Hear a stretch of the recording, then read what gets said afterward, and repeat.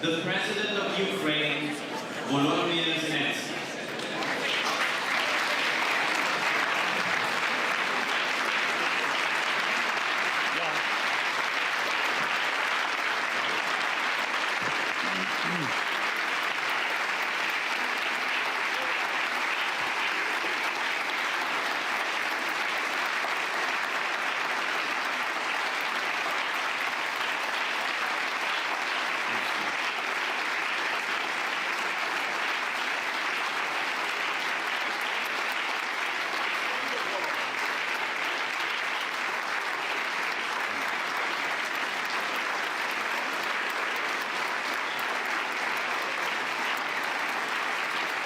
Thank you so much.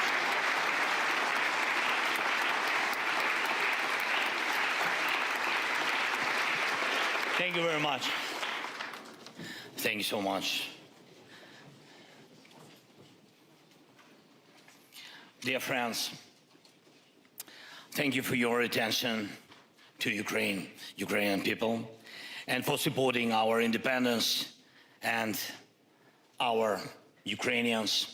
And I want to especially thank those who stand with us, not only in words or not only in emotions, not only in the hope for more security, but in real action, in real work, in concrete help, like Germany, like Mark, like Ursula, Antonio, Roberta, and all our friends from the United States and all our European friends. Thank you so much for all your support. Thank you.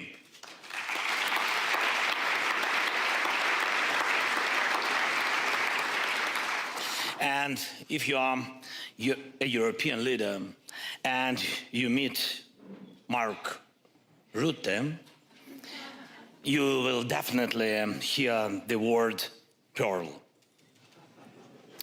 And not just once, and very serious things, really. He starts and ends every conversation with a call to support pearl. And he's right to do so. Thank you, Mark. Pearl is a program that allows us to buy Patriot missiles in the United States and other weapons that protect Ukrainians from Russian attacks, of course.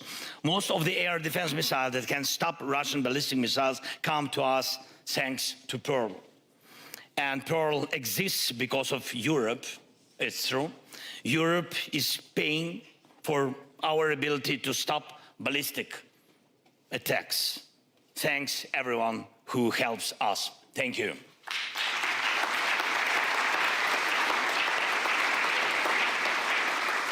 And honestly, one of the worst things a leader can hear in wartime is a report from the Air Force commander saying the air defense units are empty. Empty, and they used the air missiles to stop Russian strikes, and there was no resupply, and intelligence says a new massive attack may come in a day or two. Sometimes we manage to deliver new missiles for our Patriots or NASAMS just before an attack, and sometimes at the very last moment. And I want to especially thank Germany, Norway, Netherlands for their strong leadership in Europe in giving us air defense systems. Thank you very much. These systems save our lives. And thanks to every European leader who invests in Pearl and in other joint defense programs. And I'm proud of our soldiers who repel Russian attacks, and of our logistic teams who have kept this system working for 4 years. And I'm proud of our nation. And it is the courage and resilience of Ukrainians that make the defense, that make the difference. And our people deserve gratitude, they deserve respect. Thank you so much. 4 years of full-scale war. Today I want to show you what that really means. And I want you to ask yourselves, are you ready not only for the challenges that Russian aggression brings, the challenges of modern war, but also for the constant effort to convince the world to fight for support, to defend your country's interests every single day, as Ukraine must do. The world is built on interests, and you have to work tirelessly to align interests and help partners see what this brings. And when you see what is coming, we will be able to convince those in power to act preventively, to stop the evil before it destroys everything. Right now you can see a visualization of one of Russia's attacks. Many of you were already here in Munich when this strike took place.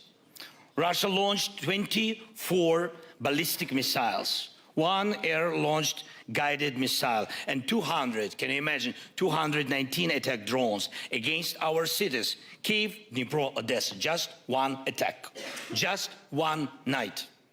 Our air defense used the missile that arrived from our partners just a few days earlier. They came on Sunday, it's true, and on Thursday night, the missiles were already protecting our skies.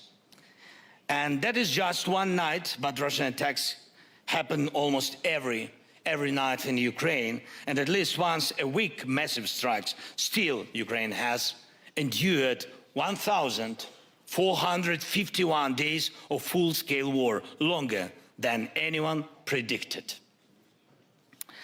And I want you to understand the real scale of these attacks on Ukraine.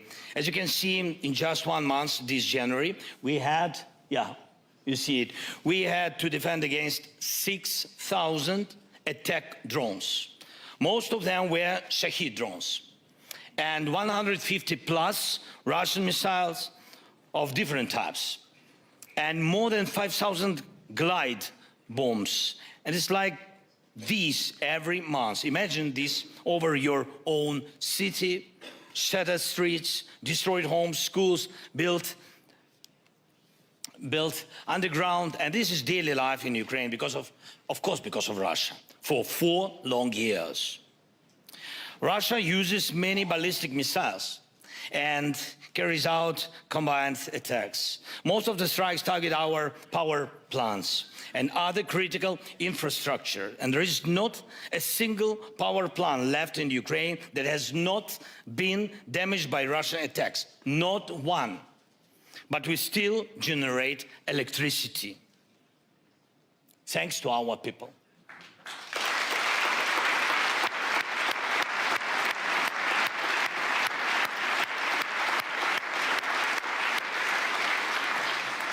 And we have kept our system running thanks to physical protection of the facilities and thanks to everyone who helps us with air defense. Just as important, Ukraine still has power because of our people, thousands of workers who serve millions. And when I see our energy workers, our repair crews, rescue teams, I see something that is often missing in politics. Through dedication, the ability to work at 100%, to act immediately in a real emergency, not in a month, not in a year or two, but they save lives here, they save lives now, all these years. And many politicians could learn and must, I think, must learn from ordinary rescuers, from ordinary repair crews, from ordinary electricians to act, how to act immediately. During this war, thank you. During this war, weapons evolve faster than political decisions meant to stop them. When the Iranian regime first gave Russia the Shahid drones, they were simple weapons. They could be shut down easily. Now the Shahid is different. It has a jet engine. It can fly at different altitudes. It can be guided by an operator in real time. And it can use Starlink to reach its target. It can even carry other drones, acting as the, how we say, mother drone for FPVs. War reveals forms of evil we did not expect, and the longer a war continues, the more resources the aggressor receives. The more dangerous the consequences becomes, the more dangerous the evolution of weapons and of war itself, and the evolution of Putin. And I remember how the full-scale war was seen in the first year, and we were told that support would continue, but not at the scale and speed needed for Ukraine to win, it's true, or for Russia to lose. And what did that mean? It meant time. The idea was that America could manage the pace of the war and the risk of escalation to reach a point where Russia would no longer be able to attack, and Ukraine would agree not to return its occupied territories. Bob Woodward wrote about this approach of the previous US administration in his book, War. And he described how US Defense Secretary Lloyd Austin said, "We own the clock."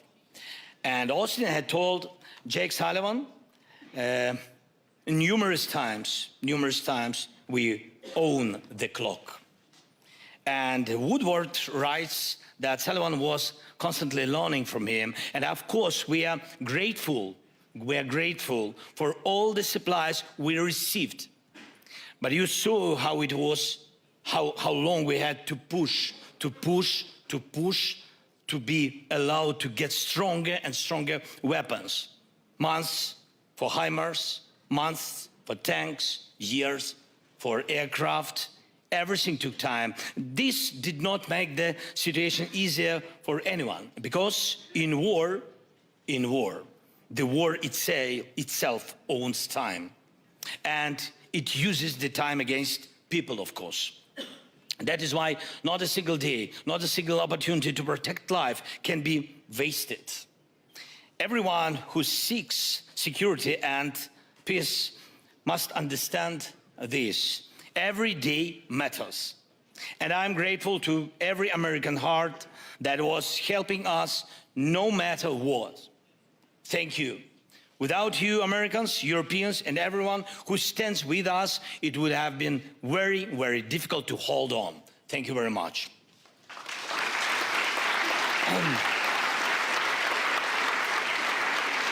Right now, on the streets of Munich and other cities, people are calling for support for freedom in Iran. We saw it. And Ukraine does not share a border with Iran. And we have never had a conflict of interests with the Iranian regime.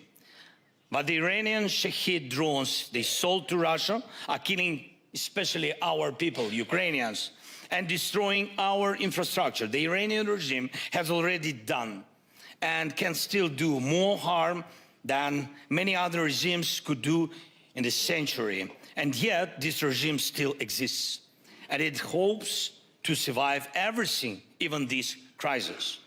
Today, the people of Iran expect from the world what we in Ukraine needed on February 24th, when the Russian invasion began: unity, determination, and speed. Of course, speed. Speed in support. And regimes like the one in Iran must not be given time. When they have time, they only kill more. They must be stopped immediately. And this is exactly what should have happened with the Ayatollah after all the wars his regime unleashed and all the lives it took. And with Putin as well, after the war in Georgia, after Syria, after 2014 and the occupation of Crimea. But even in these conditions, when we cannot know how long this war will last, we do everything to keep life going. And today, Ukraine has more experience than anyone in the world in defending against all types of drones. Every night we face fewer than 100 Shahed drones. Some nights there are 400 or even 500 attack drones. And Ukrainians shut down almost 90, can you imagine? 90% of them. But still not 100.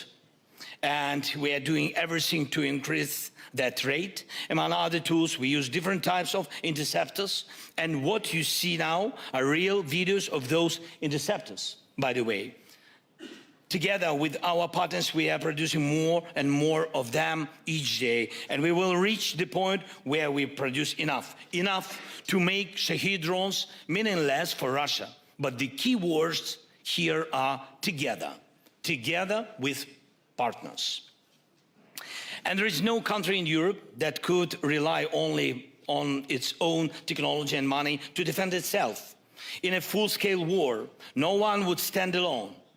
That is why, while we invest in interceptors and protection, Russia invests in breaking unity between all of us. Our unity with you, unity in Europe, unity in the Euro-Atlantic community. They want to break it. Why? Because our unity is the best interceptor against Russia's aggressive plans. The best one, and we still have it.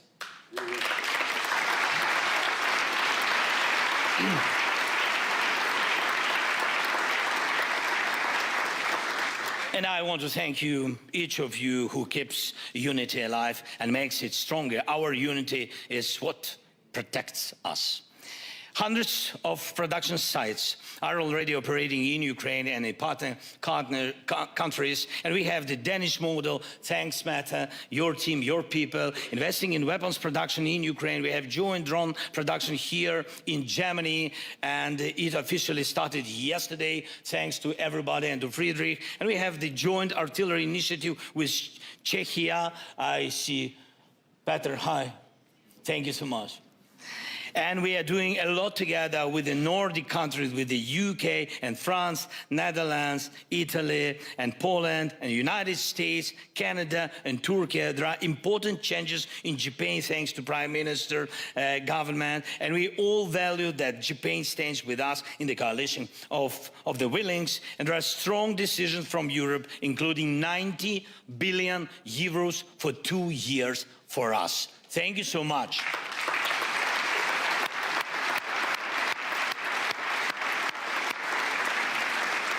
And this is a serious guarantee of Ukraine's financial stability. And thank you for every strong decision for all our joint work. But let's not close our eyes to the problem. And Russia still has accomplices, regimes like North Korea and companies across the globe, many of them from China, that bypass sanctions and provide components for Russian weapons, Russian missiles. On top of that, Putin still has guarantees of financial stability. A large part of those guarantees lies here in Europe, in European seas. I mean, Russian oil tankers still move freely along Europe's shores, in the Baltic Sea, in the North Sea, and in the Mediterranean. In total, Russia still uses more than 1,000 tankers. Each of them is, in fact, a floating wallet for the Kremlin. And I recently discussed this with President Macron, with President von der Leyen, and with other leaders, and thanked them for their willingness to fix this. We spoke about updating European legislation so that Russian tankers can not only be detained, but blocked. This is important, to block all these tankers, and they are all confiscated the way the United States acts against shadow-less tankers near its own shores. And it works, really. Without all money, Putin would not have money for this war. Let's make it possible. And now I want to speak about the cost of war on the ground. What does 1 month of war mean for Putin? Just in December, our forces eliminated 35,000 occupying soldiers, killed and badly wounded. In January, there were fewer Russian assaults, and as a result, Russia's losses were about 30,000 killed and badly wounded. There is even a clear price Russia pays for every kilometer of occupied Ukrainian land. On the Donetsk front, it's one of the most intense areas, and everybody knows about it. The price Russia pays for 1 kilometer now is 156 soldiers. Putin is not concerned about this now, but there is a level at which he will start to care, I'm sure. Every month, Russia mobilizes about 40,000 people, a little bit more, 42, 43 sometimes. Not all of them reach the front line. So overall, the size of the Russian contingent in Ukraine is not growing this year. For our army, the mission is clear: to destroy more Russian occupiers, because they are occupiers. And the goal is specific, at least 50,000 per month. Even for Russia, that would be serious, I'm sure. And it would affect Putin's decisions, because we are speaking mainly about frontline troops, those leading the assaults and attacks. Mr. Ischinger said in an interview before this conference that as long as Ukraine is defending Europe, the danger is not so great. And if we speak plainly and maybe a bit cynically, that is more or less the situation today. But look at the price. Look at the price. Look at the pain Ukraine has gone through. Look at the suffering Ukraine has faced. It's Ukrainians who are holding the European front. Behind our people stand an independent Poland and the free Baltic states. There can be a sovereign Moldova and a Romania without dictatorship, and even one victor can think about how to grow his belly, not how to grow his army to stop Russian tanks from returning to the streets of Budapest.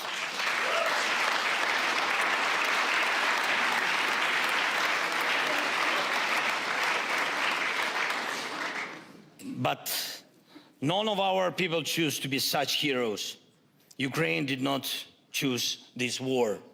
And it's wrong to assume that this is a permanent arrangement that others can stay safe behind Ukraine backs forever. Ukrainians are people, not terminators. Our people are dying too.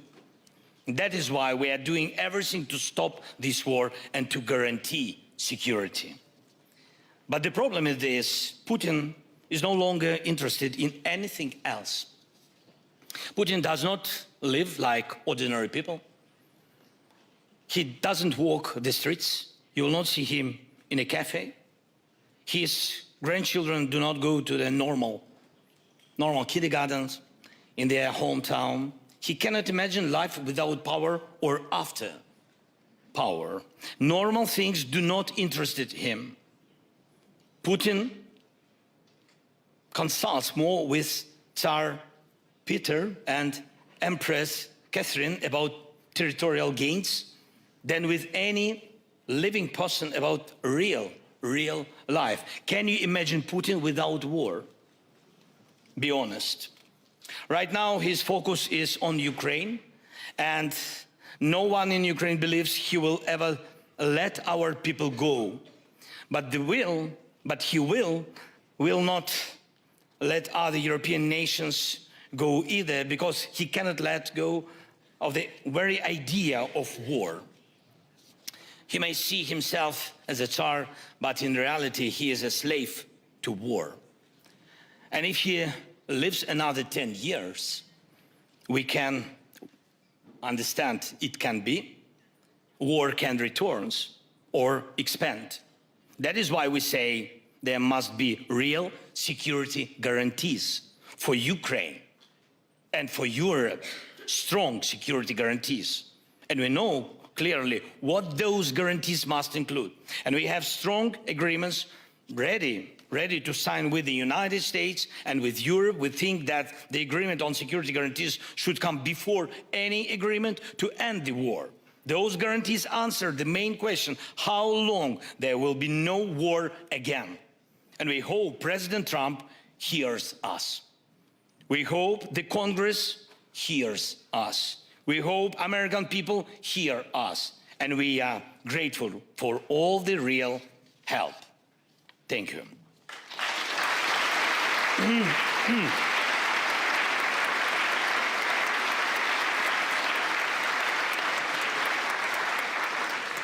We are doing everything, truly everything, to end this war, and this war can end and security can be guaranteed. Before the invasion began, we told the world, act now, please act preventively so the invasion does not happen. And I sent our commander-in-chief, at that time it was General Zaluzhny, to speak with the American side and to explain what Ukraine needed to defend itself. And I said, tell them we need javelins, stingers, and real weapons, something real to stop the Russian army, so they see we are not standing with bare hands. It was very important, but the most practical advice General Milley could give Ukraine at that time was simply dig trenches. And that is the answer my commander-in-chief brought back. Just imagine hundreds of thousands of Russian troops on your borders, massive military equipment, and all you hear is dig trenches.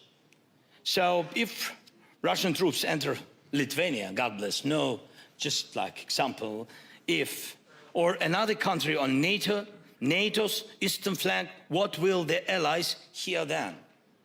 Will they hear that help is on the way? Hope so. Or will they hear dig trenches?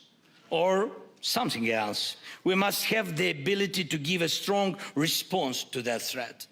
And that is why we are talking about a joint European defense policy. That is why we need American backstop. That is why Europe needs Ukraine. The Ukrainian army is the strongest army in Europe. Thanks to our heroes. And it's simply, I think it's simply not smart to keep this army outside NATO. But at the very least, let that be your, friends, your decision, not Putin's decision, please.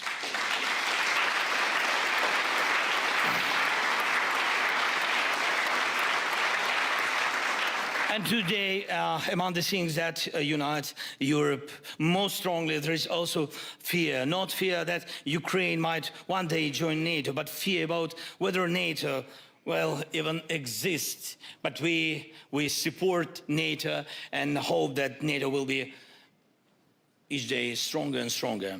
God bless. And right now, much of our cooperation with Europe and with other NATO partners and cooperation inside the alliance, including the historic decision to move toward 5% of GDP on defense, is a response to that fear. I think it's a correction of past mistakes, and it is an investment in the future, security, and it is a guarantee that NATO will not only exist, but will act if, God forbid, it's ever needed. Dear ladies and gentlemen, more and more often now many former officials from different countries say they warned about this war and that they said the invasion would happen. They remember what they said, and in most cases they greatly improve their own story, but none of them can say what they actually did, what they did to prevent the invasion. All these stories are about one thing, just one thing, shifting responsibility away from themselves. And what did Russia see in 2021? Putin sat as an equal with the President of the United States engineer. And he felt he could reshape Europe and the world at least. And there were no preventive sanctions against Russia, and there were no serious defense packages to show that we could stand up to Russia. Look now, our great guy, our athlete, Vladislav Graskevich. And he was disqualified the Olympics simply for the intention to wear a helmet showing the faces of athletes killed by Russia in this war. And he was disqualified for the intention.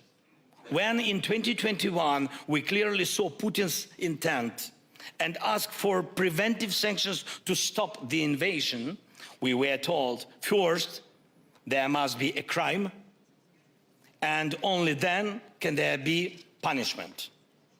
And Kamala Harris, I remember, said this, but with Russia, you cannot leave a single loophole Russians can use to start a war. As they say in Russia, first get into the fight, and then we'll see what happens.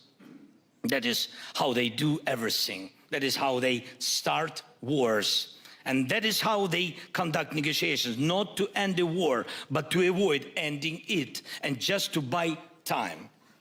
As people now look back at the time before the Russian invasion, what will be said about this moment 4 years from now? And will some of today's powerful leaders look for ways to avoid responsibility and to justify themselves? There were different options before the invasion. There are options now. I think so. And when we say that Russia must not be rewarded for this war, we are saying the same thing we said before the invasion. Russia must not be given hope that it can get away with this crime. Everyone must respond already at the stage of intent, the intent to kill, the temptation to continue aggression. Please remember the moment when Russia began to take diplomacy most seriously during these 4 years. It was when our deep strikes against Russian oil refineries began to work, and when everyone started talking about tomahawks. That shows exactly how to deal with Russia and what Russia actually hears. It hears strength. The stronger we are, the more realistic peace becomes.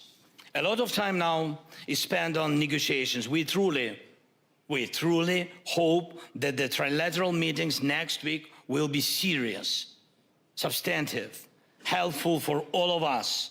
But honestly, sometimes it feels like the sides are talking about completely different things. The Russians often speak about some spirit of anchorage, and we can only guess what they really mean. The Americans often return to the topic of concessions, and too often those concessions are discussed in the context only of Ukraine, not Russia. Europe is practically not present at the table. It's a big mistake to my mind, and it is I think we Ukrainians who are trying to bring Europe fully into the process so that Europe's interests and voice are taken into account. This is very important. And Ukraine keeps returning to one simple point: peace can only be built on clear security guarantees.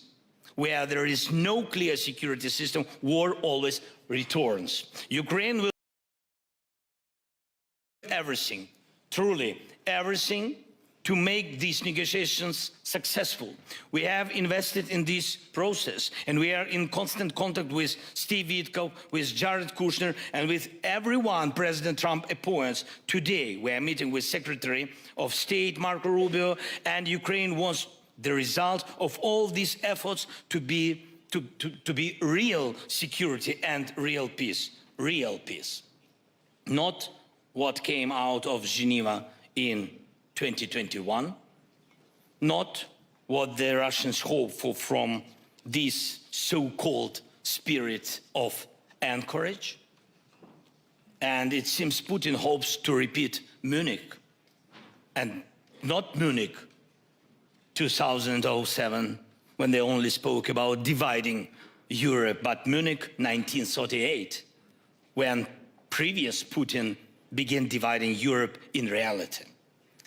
It would be an illusion to believe that this war can now be reliably ended by dividing Ukraine, just as it was an illusion to believe that sacrificing Czechoslovakia would save Europe from a great war. And when people ask today what the price of a deal could be, our answer is simple. The main thing is that in 4 years, the civilized world is not forced to justify itself again, to shift the responsibility, and not forced again to look for someone else to blame.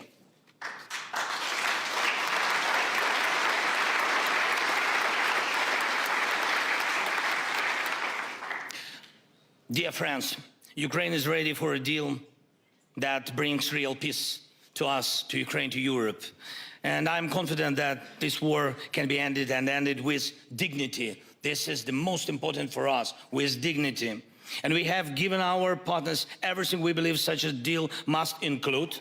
And we are ready to invest in common security, everything we have learned while defending ourselves during this war. And we can clearly answer most of the security questions that were raised at the conference yesterday and that will be raised today. And right now, as we work together to protect lives in Ukraine, we are building a new system, a new security, a new response architecture, new approaches to protect lives in any European country when needed. Our wall of drones is your wall of drones. Our expertise in drones is a part of your security. Our ability to stop assaults and Russian sabotage can also be part of your defense. Europe needs a real common defense policy, just as it already has so much in common in the economy, in law, and in social policy. Please pay attention to Ukraine. And if exactly that had happened earlier, this war would not have begun. Thank you. Slava Ukraini!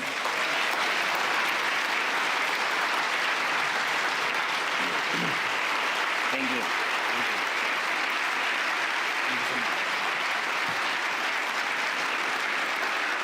Thank you. Дякую.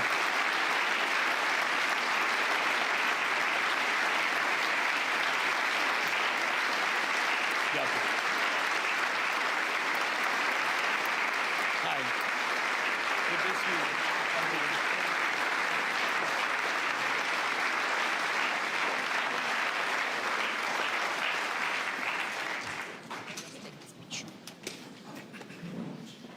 Just getting a chair, Senator. It's coming. Right behind you.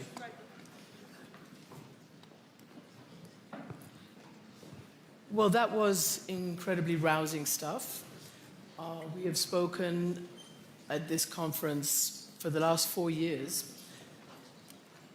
And I just wanted to point out before we start the conversation that your Nobel laureate and human rights activist has pointed out that in the year of the Trump administration, so-called peace negotiations, more people have been killed and injured on both sides than in any other previous year, and certainly more civilians, particularly, obviously, in Ukraine. So I guess I want to ask you, Mr. President, and of course you will be speaking in your brilliant English, right, as ever? Yes, yes, yes, English, as always.